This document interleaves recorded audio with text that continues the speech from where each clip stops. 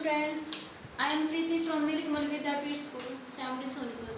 Students, हम class 7th का science का चैप्टर नंबर 4 कंप्लीट रीड कर चुके हैं। आज हम उसकी एक्सरसाइज के क्वेश्चन आंसर करेंगे। क्वेश्चन आंसर में फर्स्ट क्वेश्चन क्या है स्टूडेंट्स, देखिए।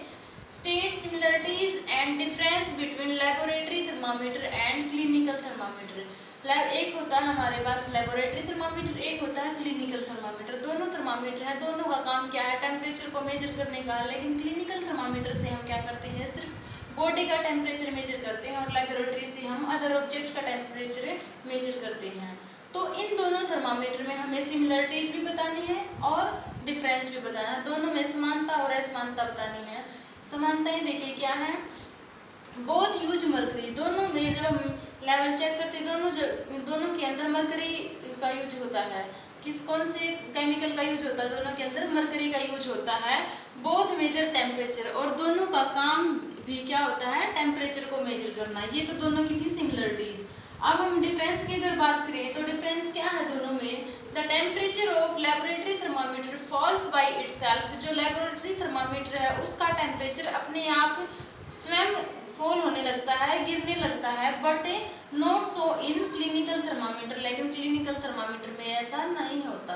क्या बताया मैंने, लेबोरेटरी थर्मामीटर अगर हमने किसी ऑब्जेक्ट के अंदर डाल दिया और जब हम उसको बाहर निकाल के देखेंगे तो उसका जो टेम्परेचर है अपने आप फॉल होना स्टार्ट हो जाएगा, टेम्परेचर गिरना स्टार्ट हो जाएगा। लेकिन क्लिनिकल थर्मामीटर में ऐसा नहीं होता। नेक्स्ट में डिफरेंस क्या होता है, the range of laboratory thermometer is much higher than clinical. Laboratory thermometer की रेंज ज़्यादा हाई होती है, लेकिन क्लिनिकल की इतनी नहीं होती। क्वेश्चन सेकंड क्या है, give two example each of conductor and insulator of heat. जो हीट के कंडक्टर होते हैं और जो हीट के इंसुलेटर होते हैं उनके एग्जाम्पल देने हैं। कंडक्टर ऑफ हीट क्या होते हैं, जो अपने में से हीट को पास होने दे वो होते हैं कंडक्टर, जो अपने में से हीट को पास ना होने दे वो होते हैं इंसुलेटर। अब देखिए एग्जांपल देखिए, स्टील और कॉपर दोनों ऐसे एग्जांपल हैं जो अपने में से हीट को पास होने देंगे। लेकिन इंसुलेटर की अगर हम बात करें तो वुड और प्लास्टिक, लकड़ी और प्लास्टिक में से हीट पास नहीं हो सकती, तो ये इंसुलेटर के एग्जाम्पल हैं। नेक्स्ट है question number third, fill in the blanks. में ब्लैंक्स फिल करने हैं। The hotness of an object is determined by its dash.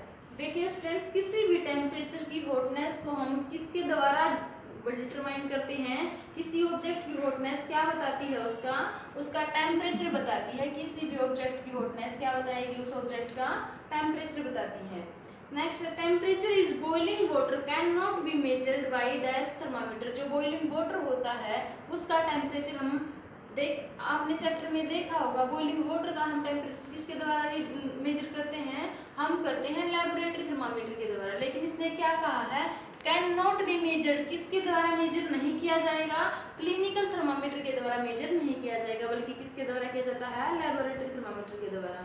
Next है, no medium is required for transfer of heat by the process of dash. ऐसी कौन सी process है जिसमें heat को transfer होने के लिए किसी मीडियम की आवश्यकता नहीं होती, उस प्रोसेस को हम क्या कहते हैं, उस प्रोसेस को हम कहते हैं रेडिएशन। नेक्स्ट है स्टूडेंट्स देखिए, ए cold steel spoon is dipped in A cup of hot milk. किसी मिल्क के गर्म दूध के भरे हुए कप में अगर हम एक चम्मच को डुबो देते हैं तो क्या होता है, its transfer heat to its other end by the process of dash. तो जो स्पून है, स्पून का दूसरा एंड हॉट हो जाता है अपने आप। क्यों होता है वो, कौन सी प्रोसेस की वजह से होता है, कंडक्शन प्रोसेस के द्वारा होता है। Temperature is measured in degree. Temperature को हम कौन सी डिग्री में मेजर करते हैं, डिग्री सेल्सियस में मेजर करते हैं। Cloth of dash colour absorb heat better than cloth of light colour. कौन से कलर के कपड़े ज्यादा हीट को एब्जॉर्ब करते हैं लाइट कलर के बजाय, कौन से कलर के, ब्लैक कलर के जो क्लॉथ होते हैं वो हीट को अच्छे से ऑब्जॉर्ब कर लेते हैं, एब्जॉर्ब। फोर्थ क्वेश्चन है स्टूडेंट्स, मैच द फॉलोइंग। हमें इनको मैच करना है। लैंड ब्रीज ब्लोज ड्यूरिंग, किस टाइम बहती है जो लैंड ब्रिज होती है, किस टाइम, रात के समय। तो क्या आएगा इसमें, नाइट। जो सी ब्रिज है वो किस टाइम बहती है, वो दिन की time. Dark colour clothes are preferred during, कौन से समय में डार्क कलर के कपड़े पहने जाते हैं, विंटर के मौसम में डार्क कलर के कपड़े पहने जाते हैं। और लाइट कलर के कब पहने जाते हैं, समर के समय। अब देखिए क्वेश्चन फिफ्थ क्या है, डिस्कस व्हाई वेयरिंग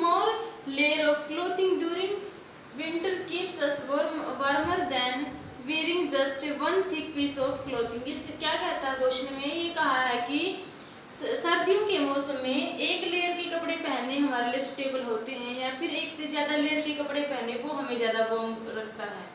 तो देखिए क्या होता है, if there are more than one layer of clothes air would be trapped in between them. अगर हम एक से ज़्यादा लेयर के क्लोथ पहन लेते हैं तो क्या होता है, उसमें हवा ट्रैप कर ली जाती है, हवा अंदर कैप्चर कर ली जाती है।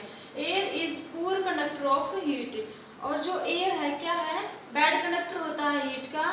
This increase the insulation and the comfortability of the clothes as whole. क्या कहा है इसने कि हमें एक से ज़्यादा, अगर हम एक से ज़्यादा लेयर के कपड़े पहनेंगे वो हमारे लिए ज़्यादा कंफर्टेबल होंगे, किसकी बजाय, वन लेयर की बजाय।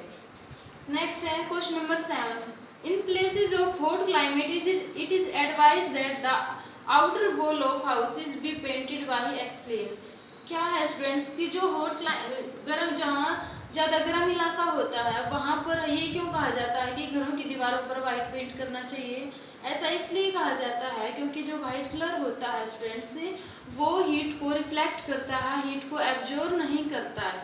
क्या होता है, objects with white surface reflect more heat and absorb less. Heat को रिफ्लेक्ट ज़्यादा करता है, धकेलता जाता है, एब्जॉर्ब नहीं करता, वो अपने अंदर स्टोर नहीं करता हीट को। So less heat from outside would enter the house. तो कम से कम हीट घर के अंदर घुस पाएगी अगर हम व्हाइट पेंट करेंगे अपने घरों की दीवारों पर। अब देखिए question 8। 1 litre of water is 30 degree Celsius. 1 litre हमने पानी लिया जिसका टेम्परेचर है 30 डिग्री सेल्सियस, और 1 लीटर हमने वो पानी लिया जिसका टेम्परेचर है 50 डिग्री सेल्सियस। अब दोनों को मिक्स कर दिया, मिक्स करने के बाद जो मिक्सर होगा उसका टेम्परेचर कितना होगा, उनका टेम्परेचर होगा between 30 degree to 50 degree Celsius. 30 और 50 डिग्री सेल्सियस के बीच का टेम्परेचर होता है उनका। तो क्वेश्चन 9 है स्टूडेंट्स, देखिए an iron ball at 40 degree Celsius is dropped in a mug containing water at 40 degree Celsius, the heat will dash. तो बताइए कि एक मग है, मग के अंदर वाटर है, वाटर का टेम्परेचर भी 40 डिग्री सेल्सियस है, और उसके अंदर हम एक आयरन बॉल को डालते हैं, उसका टेम्परेचर भी 40 डिग्री सेल्सियस है। वाटर का और आयरन बॉल का दोनों का टेम्परेचर 40 डिग्री सेल्सियस है, दोनों को मिक्स किया जाता है तो हीट का क्या होगा, ट्रांसफर होगी या नहीं होगी। देखिए heat not flow from iron ball to water, ना तो आयरन से वाटर में ट्रांसफर होगा हीट का और ना ही वाटर से आयरन में। कहीं को क्यों नहीं होगा, क्योंकि दोनों का सेम टेम्परेचर है, अगर एक का ज्यादा और एक का कम होता तो हीट का ट्रांसफर पॉसिबल था। Question 10th, A water spoon is dipped in A cup of ice cream it's other and. हमने पहले क्वेश्चन किया था कि अगर स्पून को हम गर्म दूध के अंदर डाल देंगे तो उसका दूसरा एंड गर्म हो जाता है, हीट का ट्रांसफर उसके दूसरे एंड तक भी हो जाता है। लेकिन अगर स्पून को हम आइसक्रीम के अंदर डालेंगे तो क्या उसका दूसरा एंड है वो कोल्ड होगा, नहीं, क्योंकि सिर्फ दूसरे एंड पर हीट का ट्रांसफर होता है, कोल्ड का नहीं होता, आइसक्रीम का नहीं ट्रांसफर हो पाएगा। तो देखिए क्वेश्चन 11th है, stainless steel pan are usually provided with copper bottom, the reason for this could be that. जो स्टेनलेस स्टील के पेन होते हैं, स्टील के जो पेन बने होते हैं जिनका हम फूड को कुक करने के लिए हम जिनको यूज करते हैं, उनका जो बॉटम होता है वो कॉपर का बना होता है। वो कॉपर का क्यों बना होता है, कॉपर का इसलिए बना होता है स्टूडेंट्स क्योंकि copper is better conductor of heat than the stainless steel. Stainless steel के कंपैरिजन में कॉपर हीट का गुड कंडक्टर होता है, इसके कंपैरिजन में बेटर कंडक्ट करता है हीट को, तो इसीलिए जो बॉटम है स्टेनलेस स्टील का कॉपर का बना होता है। तो हमारे 4th चैप्टर की एक्सरसाइज यहीं पर कंप्लीट होती है स्टूडेंट्स। आप इनको नोटबुक में नोट भी करोगे और क्वेश्चन आंसर लर्न भी करोगे।